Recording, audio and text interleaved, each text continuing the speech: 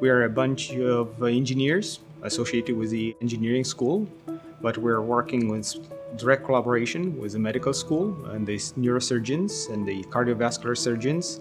These models, the 3D printing model that we're making, are intended mostly for high-risk patients. I still remember the case was somebody who had a difficult aneurysm to treat, and the current technology probably would not have been perfect, but there was this new device. Prior to actually performing the procedure, we 3D printed her vessels and deployed the device, and it worked like a charm. And so that gave us the confidence to do the actual operation. The 3D printed models are starting with 3D imaging.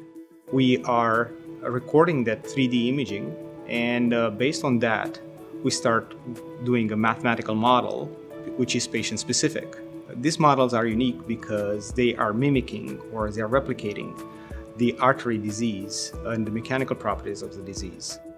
This allows you to plan your procedure, try it, make some modifications as you think necessary, and then go a little bit better prepared when you're actually doing the procedures.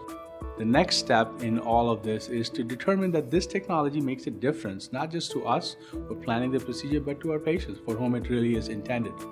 3D printing overall is past the part where it's just a hobby or a research tool. It's actually a full-blown medical product.